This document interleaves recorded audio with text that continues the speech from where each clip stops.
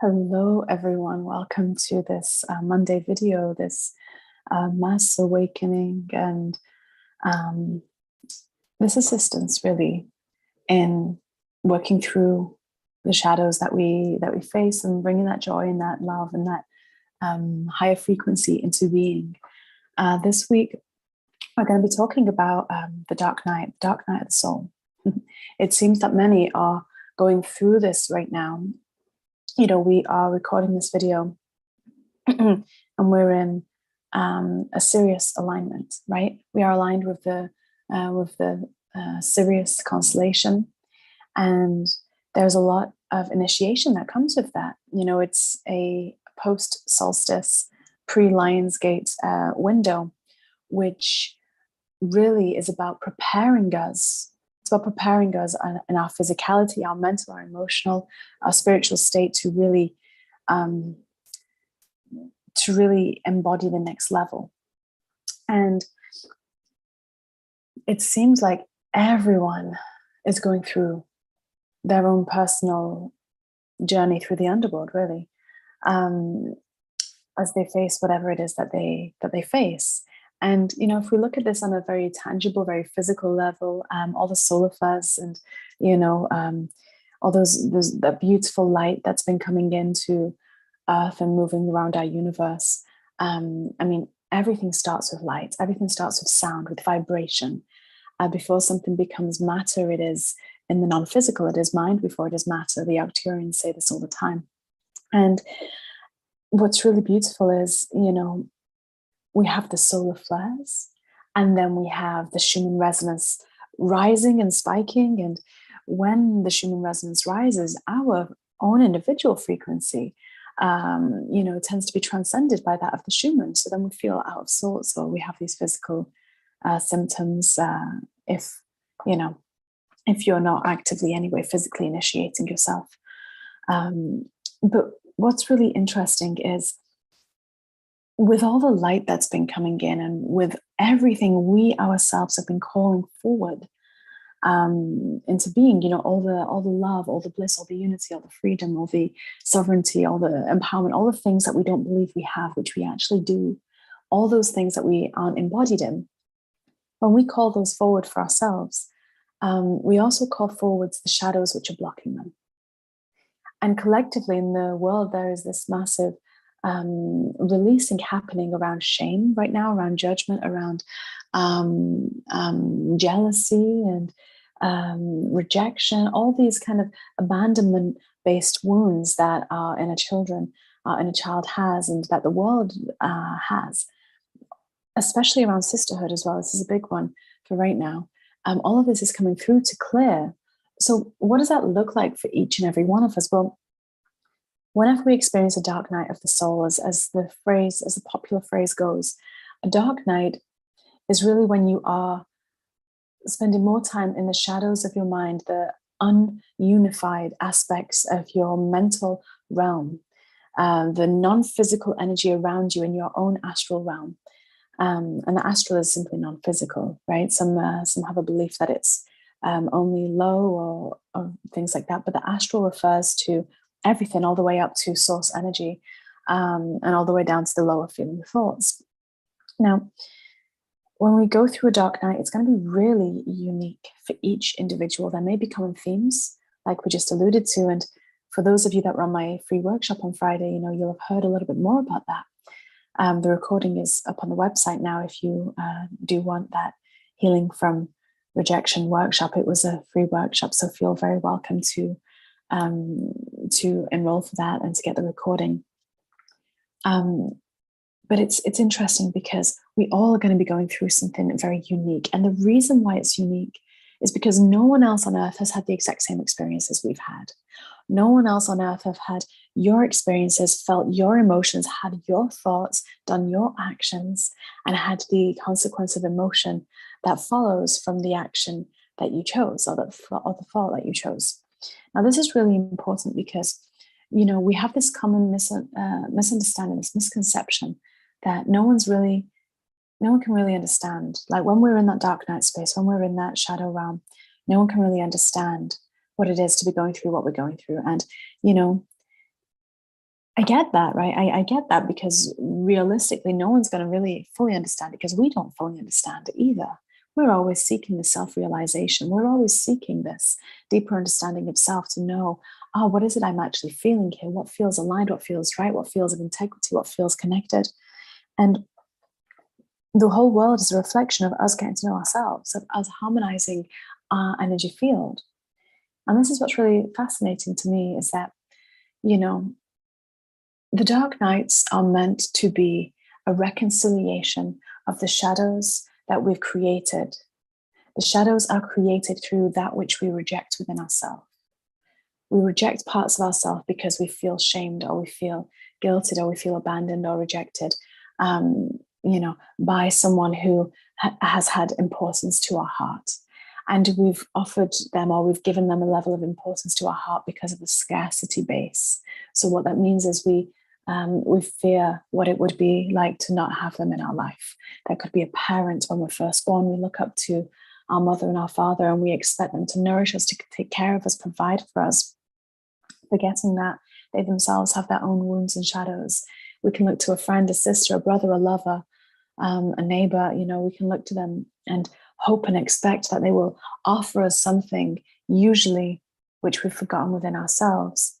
And it's interesting, because there is usually a massive push from the ego to say, I don't give that power away, or I don't have that expectation, because it's not conscious.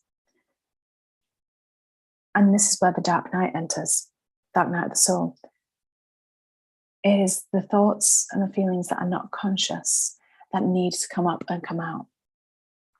It is the dark night's energy, which is the shadows, really. It's the shadows that we are here to alchemize, those created by ourselves for ourselves, because it's those shadows that helps us propel forward. It is the equal push-pull of the light and the shadow going together, or even going apart. It's the same thing both ways. You push one way, it pushes the other way, equal and opposite resistance that actually can traject and project our energy forward into a very aligned state, into a creative state. Now, it's interesting, because as humans, we then get stuck there, right? We get stuck there because of how we've worked with the mind and the lack of mastery and discipline that we tend to have over it. That's not a bad thing. It's just where we're at. We don't practice meditation. We don't practice self-observation. We don't consistently do it. If we did consistently do it, then we wouldn't spend a lot of time in those challenging places. We wouldn't spend all that time in the underworld, then Persephone's journey, But those archetypal roles of the shadows are actually really important. They're crucial and imperative almost, because it's only the depth of the darkness that we can go and alchemize that actually raises us to the heights of light that we can embody. And this might sound kind of challenging, because we just want to live in this very utopian kind of blissful state, but we tend to do it via bypassing and via ignoring the major part of our mind, and that is the unconscious and subconscious parts of ourself. We won't embody the blissful and freeing and joyful life unless we find harmony within our conscious, subconscious, and unconscious minds. When they form a trinity, a staff of light, our superconscious, our God, source self, can move through and embody in a much more powerful way. Now, for those that's followed me and what me and my team have been saying for a long while, if the whole world practiced just 10 minutes a day, self-observation, meditation, just breath work, breathing deep, not with the shoulders, no, not breathing that way. That's a false way to breathe. That's not serving anyone, but breathing deep into the core, into the stomach, into the being. Breathing and letting the whole body expand, and observing the mind and having this avatar-based experience, then what tends to happen is we can move through with a clarity and a perspective of when we are in those more challenging places. We can see the light through the tunnel. We can see and hear still our higher self speaking, "This will pass." Feel the emotion. Yes, feel it, to release it, to alchemize it. Let that emotion have its space, because it's needed. But don't speak from words that are coming from a vibration of lack. Don't act upon the doubts and the lower emotions that you may feel. Just let the emotions have their own space, their own sacred space. Many of us will propagate and repeat these challenging experiences because we actually just don't let the alchemy occur. The alchemy is based in emotion, it's feeling and just letting it ride itself out, letting the tide go. Many of us instead will try to act or speak or even speak of others as though we know their intentions when we don't, especially if we're in a place of fear or in challenge or anything that's other than expansive, embodied, grounded love. We aren't in a place where we can really truly connect in and hear and know the true intention of someone's heart. And so it becomes a projection of ourselves, and it always is that. And this is often how these experiences blow up, right? Is there is an expansion based on our action and vocalization with those who perhaps don't yet know how to hold space, and that starts within ourselves. That's never anyone else's fault. That's always, are we able to hold space within ourselves? Are we able to connect, and have we practiced consistently enough observing our emotions and letting them do what they need to do, because they are our best friend, really, here on this vibrational plane of existence. Matter, form is only created, those mystery schools applied and taught and taught and embodied are only able to be done, able to do so if we are actually practicing it rather than just thinking about it. And this is what is occurring right now, is there is a lot of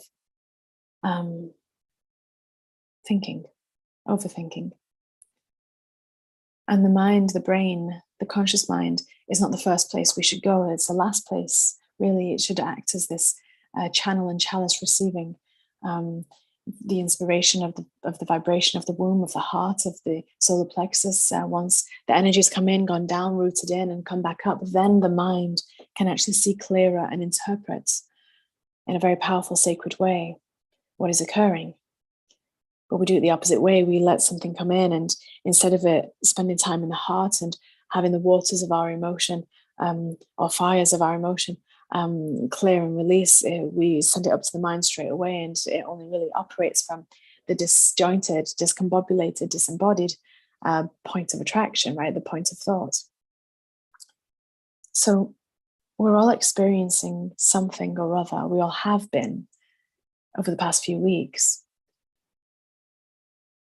But what's it really about? It really is preparing you. It's preparing you to embody the highest state. Now, we can't create the world we want to create, or the community or the family or the friends, or the lifestyle we want to create if we're disjointed. If we're coming at it from a judgmental place.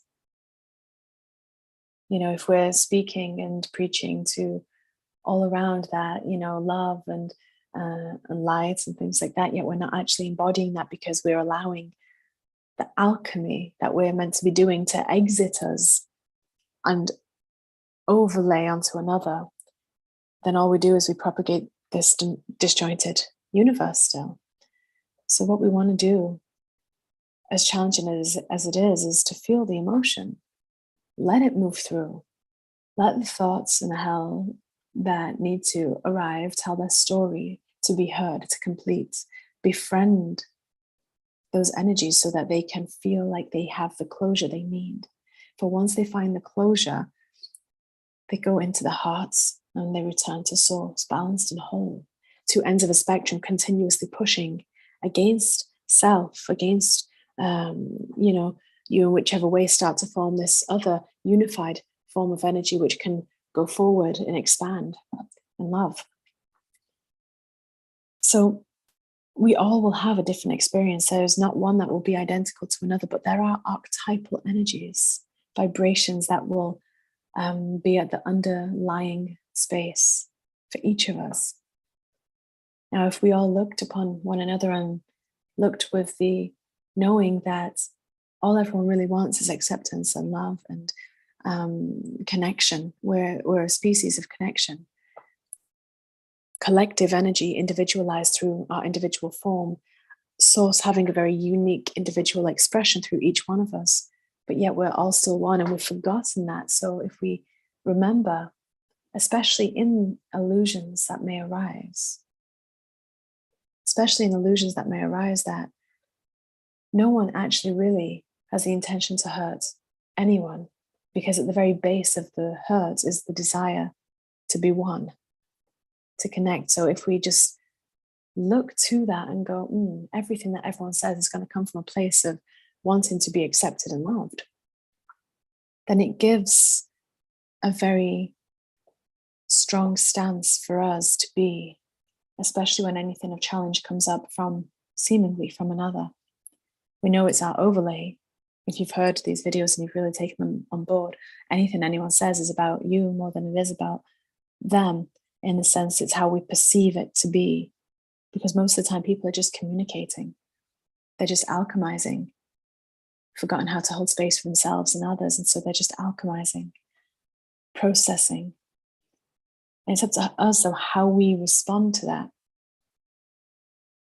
If we respond and we push against something, then we're going to have even more resistance, even more creation of that energy. So instead, what do? We just open our hearts, open the shoulders back, let the heart light beam out, and offer it the benefit of the doubt.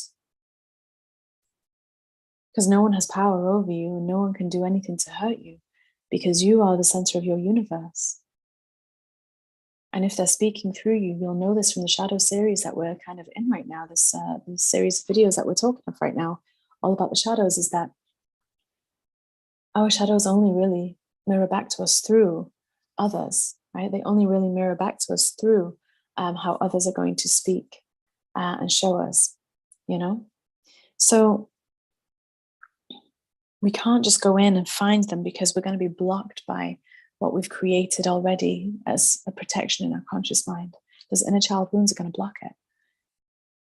So others will show us, they always will, where our vibration is and what is unseen, and then how we respond to them shows us what we've embodied and what we've not. If something sways us, then there is a lesson and a medicine there for us. A deeper healing that is ready to occur that perhaps wasn't before. It wasn't ready. So if you're going through a dark night of the soul, find a way to really tell yourself it is illusion. Find your way to have that seeded in your mind and in your heart. That if it doesn't feel good, it's illusion. There is somewhere illusion. And the thoughts that tell you that maybe you want to leave, you don't want to be here, or that you want to do this or do that, and it comes from hurt or frustration or lack, find a way to really know that it is illusion. And you will move through the dark nights quicker than before, because you allow yourself to give the emotion the space to alchemize, because it will do that without you commanding it to. Emotion is there solely, its role is to alchemize and to bring the mind back to the heart, like a bridge.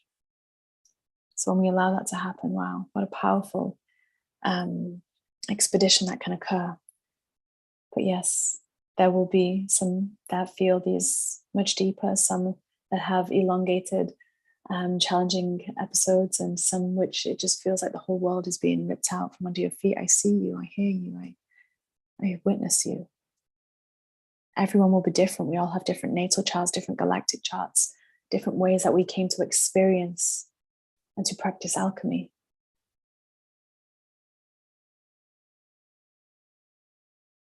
So allow yourself the grace and allow yourself to connect with others and recognize that we came here to have collective experiences with each other.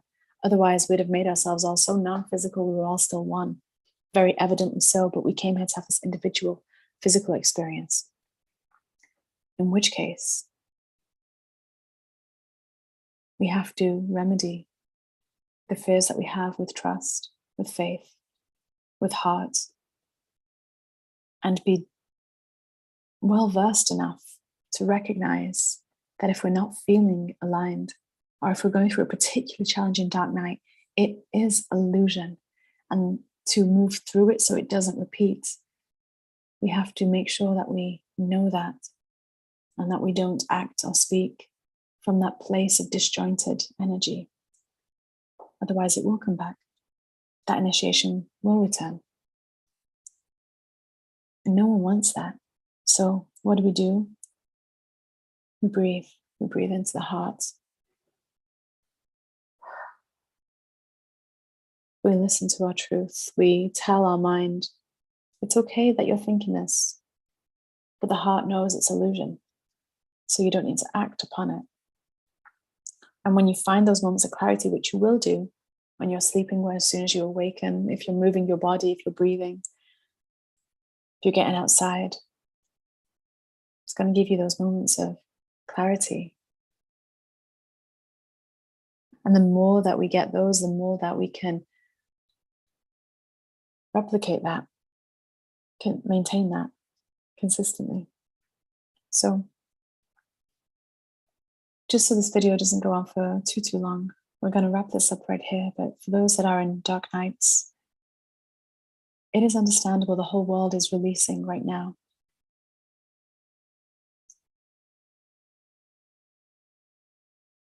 You are worth your place here on earth. There is no challenge bigger than you.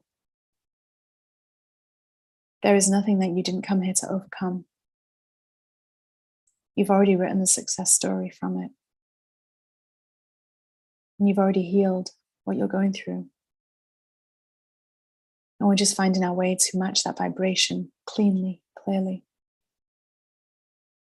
And that's what you're here to do, is to remember that, to remember you. My heart bows to each one of you, because it's not always easy being here on earth, especially when there is a lot of perception and thoughts and realities being created. Just tune into your heart and just breathe and keep it simple. We don't need to go seeking, especially when we're in that space, because what you seek, you find. So just keep it in the heart. And when you seek in the heart, when you be in the heart, that's what will bring you through and create the reality around you. I will see some of you on the 17th, Monday the 17th, where we have Stand in Your Power, an online workshop that I'm really excited to run. So I will see you there. I'll be unlimited replay as well. So if you are busy that night, then you can catch the replay too. But you can find that on my website or in the link below. Yeah, and I look forward to seeing most of you soon. If you are struggling with physical sensations and symptoms, or challenge trying to find the clarity, then please feel welcome to reach out for a 3-day Arcturian healing or a 3-day Pleiadian healing. And they're really powerful, really potent, and they're always available. So sending you so much love, so many blessings.